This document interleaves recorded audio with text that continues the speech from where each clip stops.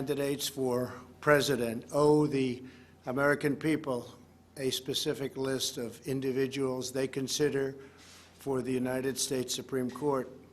4 years ago, I announced my first list of highly qualified candidates and promised to fill Justice Scalia's vacant seat from among those names. And just days after my inauguration, I kept that promise when I nominated Judge Neil Gorsuch, and as you know, he has been very spectacular. A year later, I nominated, and the Senate confirmed, another outstanding justice, Brett Kavanaugh. By the end of my first term, we will have confirmed a record number of federal judges, over 300, all of whom will faithfully uphold our Constitution as written. What has always made America exceptional is our reverence for the impartial rule of law. People have come from all over the world to pursue the American dream based on this sacred principle. Equality under the law is the bedrock of our society.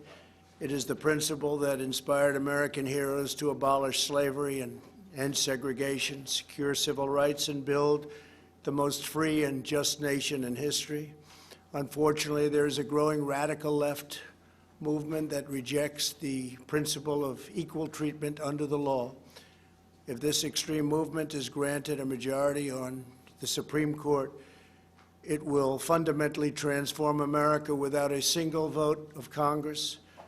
Radical justices will erase the Second Amendment, silence political speech, and require taxpayers to fund extreme late-term abortion. They will give unelected bureaucrats the power to destroy millions of American jobs. They will remove the words "under God" from the Pledge of Allegiance.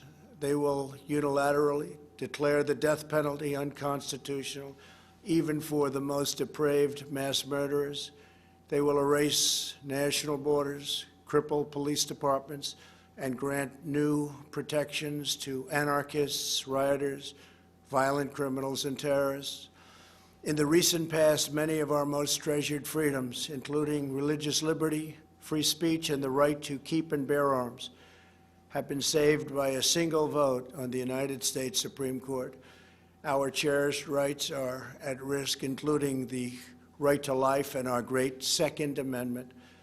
Over the next 4 years, America's president will choose hundreds of federal judges and, in all likelihood, 1, 2, 3, and even 4 Supreme Court justices. The outcome of these decisions will determine whether we hold fast to our nation's founding principles or whether they are lost forever. That is why today I am announcing 20 additions to my original list of candidates for the United States Supreme Court. Should there be another vacancy on the Supreme Court during my presidency, my nominee will come from the names I have shared with the American public, including the original list and these 20 additions. Joe Biden has refused to release his list, perhaps because he knows the names are so extremely far left that they could never withstand public scrutiny or receive acceptance. He must release a list of justices for people to properly make a decision as to how they will vote. It is very important that he do so. My original list of potential justices include many of our nation's brightest legal minds, such as Bill Pryor, Amy Coney Barrett, and Thomas Hardiman, outstanding people. Like those distinguished individuals, the 20 additions I am announcing today would be jurists in the mold of Justices Antonin Scalia, Clarence Thomas, and Samuel Alito. Their names are as follows: Bridget Beatty of Arizona, judge on the Ninth Circuit Court of Appeals; Daniel Cameron of Kentucky, Attorney General of the Commonwealth of Kentucky; Paul Clement of Virginia, former Solicitor General of the United States; Senator Tom Cotton of Arkansas; Senator Ted Cruz of Texas; Stuart Kyle Duncan of Louisiana, Judge on the Fifth Circuit Court of Appeals. Stephen Engel of the District of Columbia, Assistant Attorney General for the Office of Legal Counsel at the Department of Justice. Noel Francisco, former Solicitor General of the United States. Senator Josh Hawley of Missouri. James Ho of Texas, Judge on the Fifth Circuit Court of Appeals. Gregory Katsas of Virginia, Judge on the District of Columbia Circuit Court of Appeals. Barbara Lugoa of Florida, Judge on the 11th Circuit Court of Appeals. Christopher Landau of Maryland, United States Ambassador to Mexico. Carlos Muniz of Florida, Justice on the Supreme Court of Florida. Martha Packald of Illinois, Judge on the District Court for the Northern District of Illinois. Peter Phipps of Pennsylvania, Judge on the Third Circuit Court of Appeals. Sarah Pitlick of Missouri, Judge on the District Court for the Eastern District of Missouri. Allison Jones Rushing of North Carolina, Judge on the Fourth Circuit Court of Appeals. Kate Todd of Virginia, Deputy Assistant to the President and Deputy Counsel to the President. Lawrence Van Dyke of Nevada, Judge on the Ninth Circuit Court of Appeals. Every one of these individuals will ensure equal justice, equal treatment, and equal rights for citizens of every race, color, religion, and creed. Together we will defend our righteous heritage and preserve our magnificent American way of life. Thank you. God bless America. Thank you very much. Mr. President, why did you intentionally... Does anybody have any questions on the judges? Please. I do, sir. Anybody on the judges? Excuse me. Any questions? They're outstanding people, very important decision. Very important that Joe Biden put up potential nominees. I think it's a very important thing for our country that he do that. Okay, please, go ahead. Do you have a question? Question? We're spoken to these candidates. Can you address the concerns from the Woodward book in regards to whether did you mislead the public by saying that you downplayed the coronavirus and that you repeatedly did that in order to reduce panic?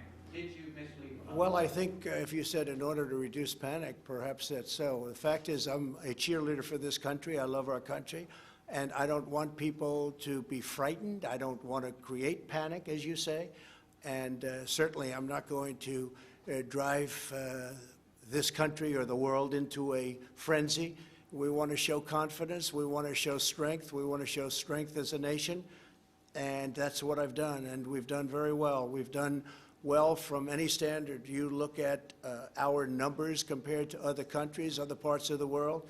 It's been an amazing job that we've done. I think it's very sad in many respects because the incredible individuals working so hard on it, including our vice president, they've done this great job. They haven't been acknowledged by the news media, and they should, for the job we've done, whether it's ventilators, and now you'll see very soon with vaccines and with therapeutics. The job we've done has been incredible. But we don't want to instill panic. We don't want to jump up and down and start shouting that we have a problem that is a tremendous problem, scare everybody. And I'll tell you the other thing, we immediately started buying all over the world. We started buying masks and gowns and everything else, and we don't want to cause pricing to go up to a level that becomes almost unaffordable. So, yeah, in that sense, I agree with it. Yeah, please. How do you reassure the American public going forward that they can trust what you're saying? Well, I think that's really a big part of trust. We have to have leadership. We have to show leadership. And the last thing you want to do is create a panic in the country. This was a horrible thing.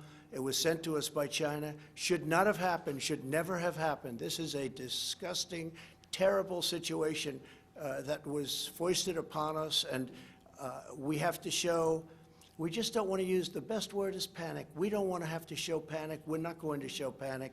And that's exactly what I did. And I was very open, whether it's to Woodward or anybody else. It's just another political hit job. But whether it was Woodward or anybody else, you cannot show a sense of panic, or you're going to have bigger problems than you ever had before. Please. How's your misleading Respectfully, sir, your Mr. comments President, amounted Mr. to more President. than trying to reduce panic, sir. On February 7th, you Please, told please. Woodward it's more deadly than your strenuous flu. But He's then going. publicly you Go weren't ahead, saying it please. all. Mr. President, don't you think if you were more forthright with the American people, more lives could have been saved? Do you take responsibility at all for some of the 200,000 deaths that we've had?